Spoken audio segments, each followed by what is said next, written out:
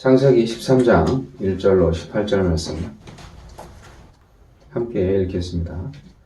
아브라함이 애굽에서 그와 그의 아내와 모든 소유와 롯과 함께 네겝으로 올라가니 아브라함에게 가축과 은과 금이 풍부하였더라. 그가 네겝에서부터 길을 떠나 베델에 이르며 베델과 아이 사이 고천에 장막 쳤던 곳에 이르니 그가 처음으로 제단을 쌓은 곳이라. 그가 거기서 여호와 이름을 불렀더라. 아브라함의 일행 롯도 양과 소와 장막이 있으므로 그 땅이 그들이 동거하기에 넉넉하지 못하였으니 이는 그들의 소유가 많아서 동거할 수 없었음이니라. 그러므로 아브라함의 가축과 목자와 롯의 가축의 목자가 서로 다투고 또 가나안 사람과 브리스 사람도 그 땅에 거주하였는지라. 아브라함이 롯에게 이르되 우리는 한 친족이라 나나 너나 내 목자나 네 목자나 서로 다투게 하지 말자. 내 앞에 온 땅이 있지 아니하냐. 나를 떠나가라. 내가 좌하면 나는 우하리고 내가 우하면 나는 좌하리라. 이에 롯이 눈을 들어 요단 지역을 바라본즉 소알까지 온 땅에 물이 넉넉하니 여호와께서 소돔과 고모라를 멸하시기 전이었으므로 여호와의 동산 같고 애굽 땅과 같았더라. 그러므로 롯이 요단 온 지역을 택하고 동으로 옮기니 그들이 서로 떠난지라. 아브라함은 가나안 땅에 거주하였고 롯은 그 지역의 도시들에 머무르며 그 장막을 옮겨 소돔까지 이르렀더라. 소돔 사람은 여호와 앞에 악하며 큰 죄인이었더라. 롯이 아브라함을 떠난 후에 여호와께서 아브라함에게 이르시되 너는 눈을 들어 너 있는 곳에서 북쪽과 남쪽 그리고 동쪽과 서쪽을 바라보라. 보이는 땅을 내가 너와 네 자손에게 주리니 영원히 이루리라. 내가 네 자손의 땅이 티끌 같게 하리니 사람이 땅의 티끌을 능히 생길 수 있을진데 내 자손도 쓰리라. 너는 일어나 그 땅을 종과 횡으로 두루 다녀보라. 내가 그것을 내게 주리라. 이에 아브라함이 장막을 옮겨 헤브론에 있는 마몰의 상수리 숲에 이르러 거주하며 거기서 여호와를 위하여 제단을 쌓았다. 아멘.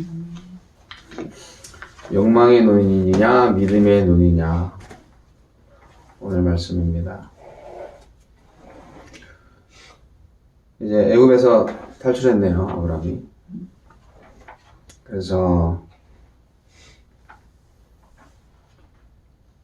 아브라함이 애굽에서 나온 다음에 이제 가나안 땅으로 와갖고 이제 뭘 했냐면 베델과 아이 사이 곧 전에 장막 쳤던 곳에 이르니 그가 처음으로 제단을 쌓은 곳이라. 여기 3절 4절 말씀 보시면 다시 회복을 한 거죠. 예배를 회복했어요. 근데 이제 예배를 회복해서 이제 조금 믿음이 조금 자랐던 아브라함에게 또 두 번째, 세 번째 시험이 닥치는데 그게 이제 시험이라는 게 그런 것 같아요. 같이 고생할 때는 시험을 안 받다가 조금 가지면 그 다음에 시험이 싹 들어오는 것 같아요. 아브라함도 양과 소와 장막이 있어서 양을 이제 하다 보면 사업이 번창한 거죠. 목축업을 했으니까. 롯도 사업이 번창한 거죠. 그래서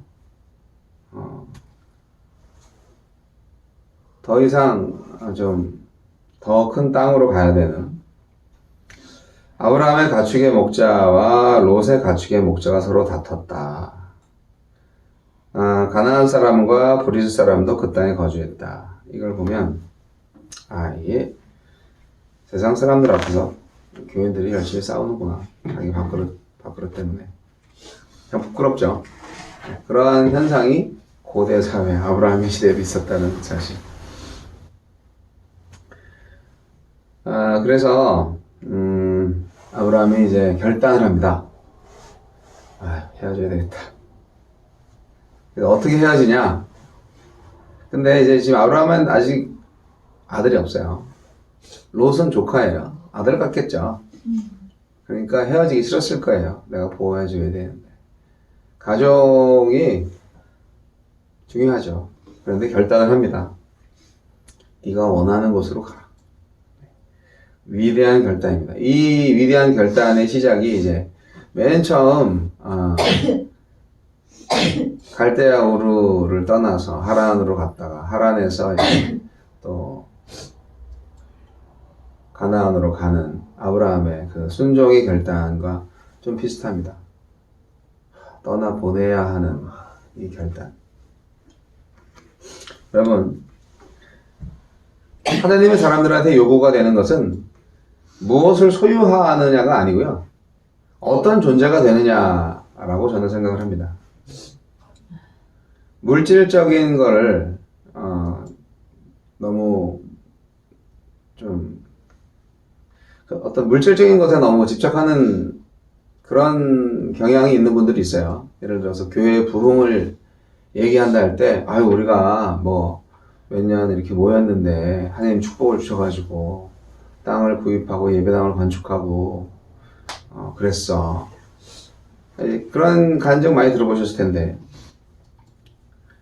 중요한 건 하나님께서 뜻하신 바를 성취하고 영혼을 준비하며 사는 사람 자체가 중요하다는 사실을 한번 생각해 봅니다. 아브라함은요, 참 신앙인의 길을 걸어간 사람입니다. 이 첫 신앙의 고향 베델로 귀환한 다음에 많은 가축 때문에 싸움이 일어나니까 필연적으로 롯과의 영토 배분 문제가 대두돼서 이거를 좀 해결해야 되는데, 조카 롯보다 훨씬 더 좋은 거를 자기가 어쨌든 삼촌이니까 우선적으로 선택을 할 수 있잖아요, 당연히. 근데 그 기득권을 내려놨다는 것을 보면 이건 참 대단하다. 이게 경험이었던 것 같아요. 제가 먹고 살기 위해서 애굽에서 자기가 행한 죄가 있잖아요. 근데 그렇게 했는데 진정으로 자기가 정말 했어야 할 일, 결국 물질이나 생명이나 하나님의 손에 있네, 그거를 체험적으로 느꼈잖아요. 그래서 이제 여기서는 실수 안 합니다. 그리고 중요한 건 우리가 싸우는 게 죄구나 라는 것을 알게 된 거죠. 잘잘못을 가리는 것도 중요한데요, 싸우지 않는 것도 중요합니다. 네가 옳니 내가 옳니, 그래서 싸움을 해가지고 내가 옳잖아 라고 결정이 났다고 가정해 봅시다. 그런데 옳다는 것을 인정받아서 좋을 수도 있겠지만 남는 건 불신과 그리고 상처, 그렇게 남잖아요. 그러니까 애초에 싸움을 하지 말아야 되는 거죠. 아브라함이 굉장히 지혜로웠던 것 같아요.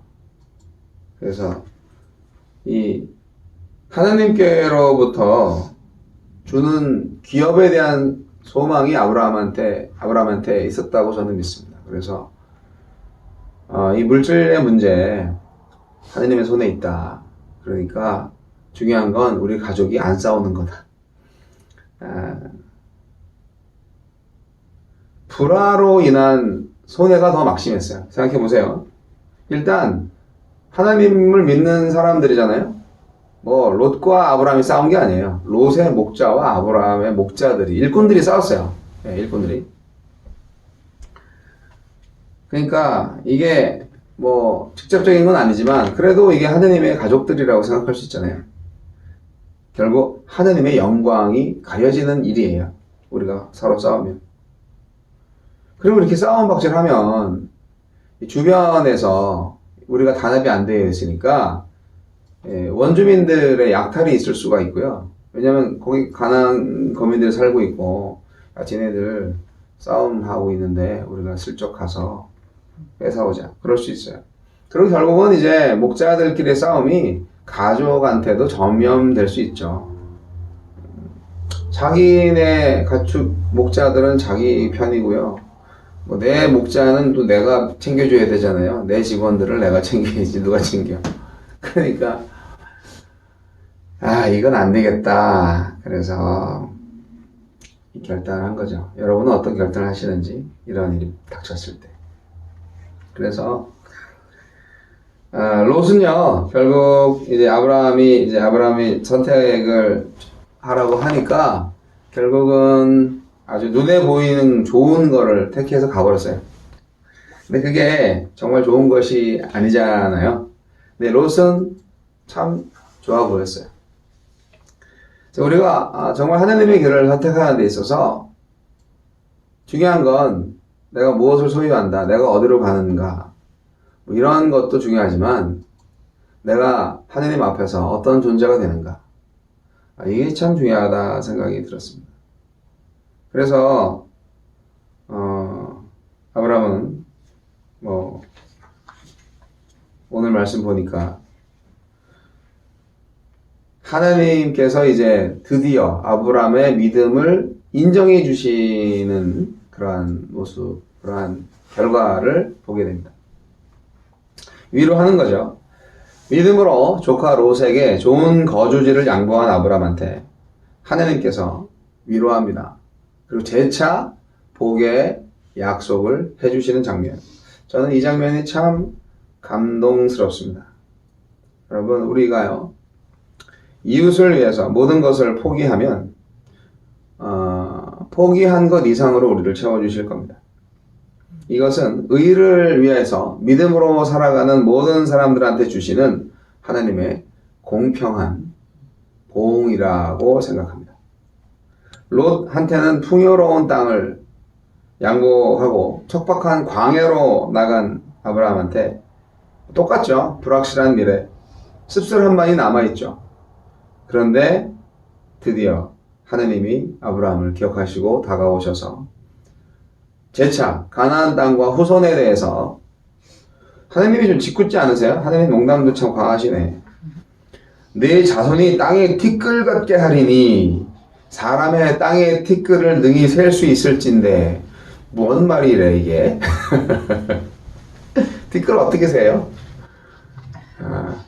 하나님께서 이렇게 아브라함에게 참 재차 약속, 축복의 약속. 그러나 이 하나님의 약속은 뭐 굳이 물질만을 얘기하는 건 아니라고 생각합니다.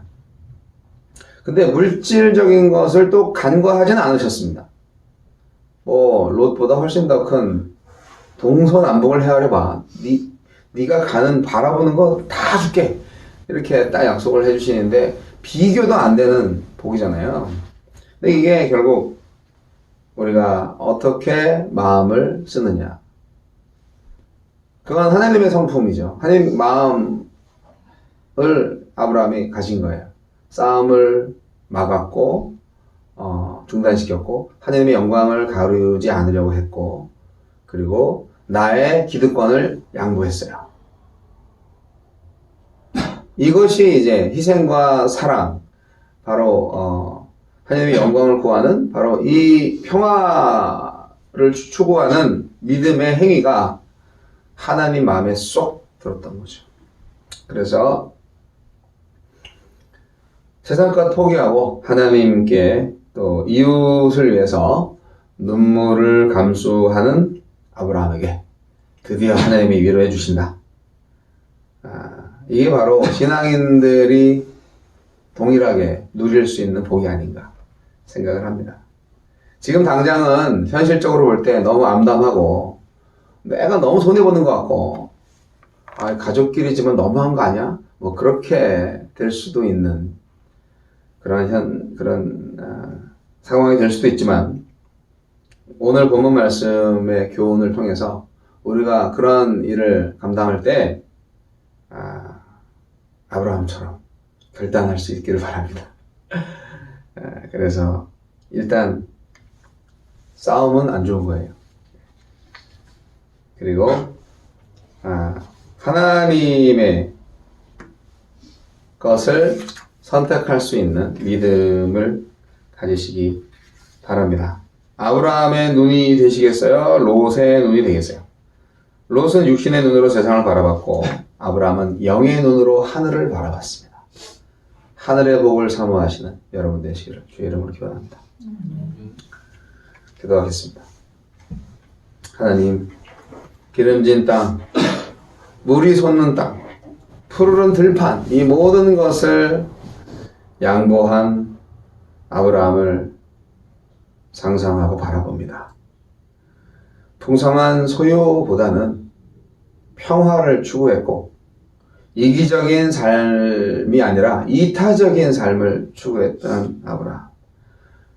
육의 눈이 아니라 영의 눈으로 하늘을 바라보았던 아브라함처럼 우리가 정말 인생에 있어서 가장 중요한 것이 무엇인지 제대로 깨닫게 하여 주시고 정말 우리가 롯처럼 겉보기에 정말 살기 좋은 곳으로 봤던 곳이 소돔과 같은 곳이었다면 빨리 돌이켜서 하나님의 땅, 하나님께서 통치하시는 땅, 지금은 비록 척박하고 아무것도 없는 것 같지만 그러나 하나님이 계시기에 만족하고 가장 복된 땅으로 될 것을 믿고 결단할 수 있는 믿음을 주시옵소서. 우리에게도 동일하게 말씀하시는 하나님을 찬양합니다. 동서남북을 바라보라. 보이는 땅을 너와 네 자손에게 주리라. 이 약속, 우리의 약속이, 우리에게 주실 약속이 되게 하여 주옵소서. 오직 하나님의 복되심으로 인하여서, 복주심으로 인하여서 오늘도 하나님께서 주신 오늘 하루를 당당하게 정말 복된 하루로 살아가게 하실 것을 믿사옵고 예수님 이름으로 기도하옵나이다. 아멘.